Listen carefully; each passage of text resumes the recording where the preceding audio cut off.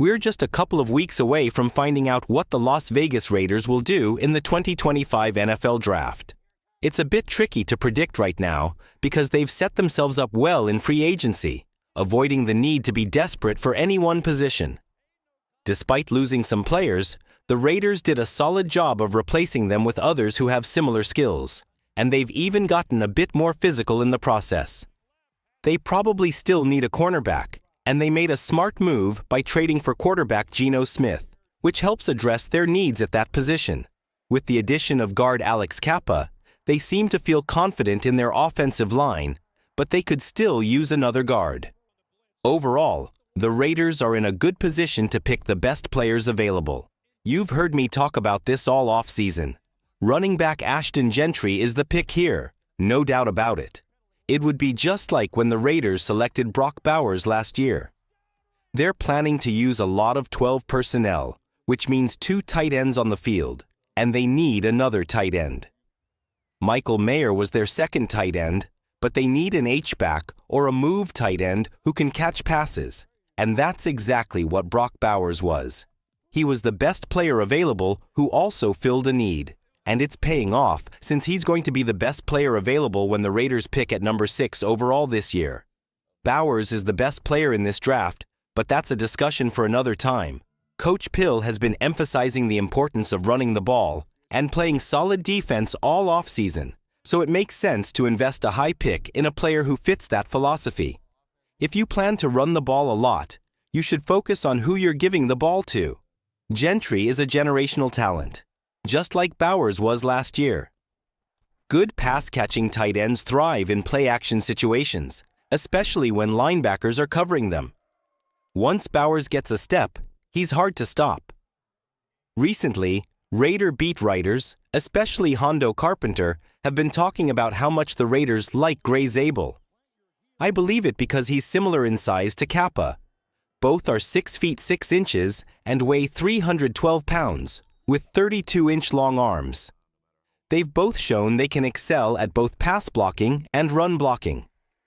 During Senior Bowl week, they took advantage of their chances to compete against top college talent.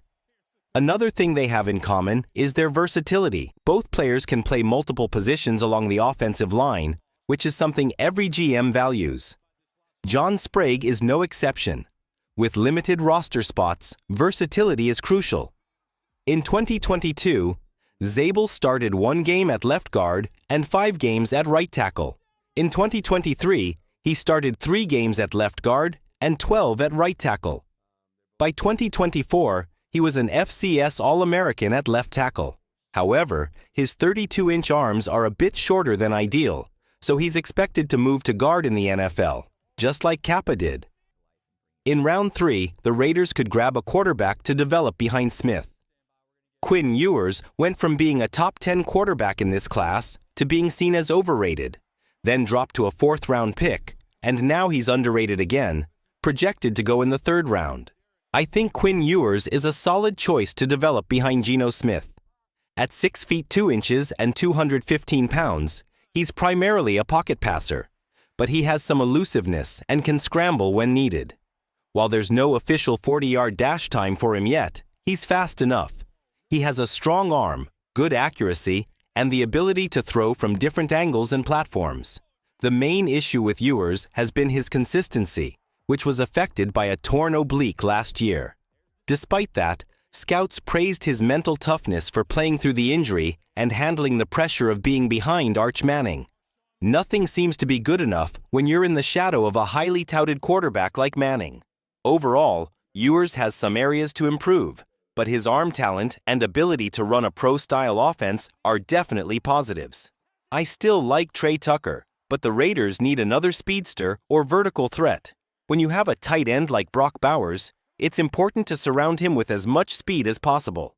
That's part of what made Travis Kelce so successful when he had Tyreek Hill and other fast players around him. Dante Thornton would be a great addition for the Raiders in round 4. He's 6 feet 5 inches and weighs 205 pounds, and he ran a 4.30 in the 40-yard dash at the 2025 NFL Scouting Combine. I was a bit disappointed with his 33-inch vertical leap, but at 6 feet 5 inches, He's already a big target. While his stats of 26 catches for 661 yards and 6 touchdowns might not seem impressive, his average of 25.4 yards per catch is eye-catching. He's a big play waiting to happen. With Tucker and Thornton on the field, opposing safeties would have to pay attention to them, allowing Bowers to get one-on-one coverage underneath. Plus, having these speed threats would help keep safeties out of the box, making it easier for the Raiders to get Gentry going in the running game. This offense would be tough to stop, because if you focus on shutting down one aspect, you risk leaving another open. In round 5, the Raiders can grab a cornerback. Some of you might want them to pick a corner earlier, but I think Eric Stokes will do just fine alongside Jacqueline Benny. In the 5th round, they can select B.J. Adams from Central Florida. Adams is 6 feet 2 inches and weighs 190 pounds, with long arms measuring 31 3/4 inches. Just the way Coach Carroll likes them. He uses his size and reach to reroute receivers and make it difficult for them to get off the line. One concern about Adams is his average athleticism. His 4.35 40-yard dash and 32.5-inch vertical leap are pretty standard, which is likely why he's projected to go in the 5th round. He's known for being agile, but his footwork and hip fluidity aren't the best. In fact, his hips are a bit tight for the NFL. His best strategy will be to stay close to receivers and use his hands to keep them in check. Who does that remind you of? I'm not saying he'll be that good, but he has potential. This reminds me of Richard Sherman, who was also a 5th-round pick. Coach Carroll definitely likes that type of player, and Adams fits the bill. In the 6th round, the Raiders have 3 picks, and with their first one, I see them taking Jimmy Horn Jr. He's only 5 feet 8 inches and weighs 174 pounds, but he has incredible speed. He ran a 4.46 at the Combine and a blazing 4.35 at his pro day. His tape shows that 4.35 speed is legit, and he's versatile enough to play both in the slot and outside. If you've been following along, you know that Coach Spiddick has a specific type of guard he likes. Kappa is his prototype, and Zabel was a follow-up. In the 2nd round, Tate Ratledge also fits that mold at 6 feet 6 inches and around 312 pounds, with arms just over 32 inches long. He can come in and provide depth at the position and might even compete for a starting spot. I honestly believe the Raiders have done a good job replacing the linebackers they lost in free agency, but they could still use some more depth at that position. They need players who can cover well, and Smile Mondon is a great candidate. He can blitz and cover in man-to-man situations with his speed, but he just needs to be a bit more consistent against the run. The Raiders brought in Leki Fotu to take over the nose tackle duties, but they need more depth. The NFL is a league where injuries happen all the time, so it's important to have more than one player for each position. It would be beneficial to have a young guy developing behind Fotu. The player I see for that role is Nasir Stackhouse. Georgia has produced some of the best interior defensive linemen over the years, and Stackhouse was a 3-year starter for them. He might not get a lot of penetration or make flashy plays because he doesn't have a quick get-off, but he's great at eating up space. That's why he's a 2-down defensive lineman who doesn't offer much as a pass rusher. At 6 feet 4 inches and 327 pounds, he's a massive anchor that's hard to move off the ball. In fact, there's a good chance that opposing players will end up going backward when they try to block him.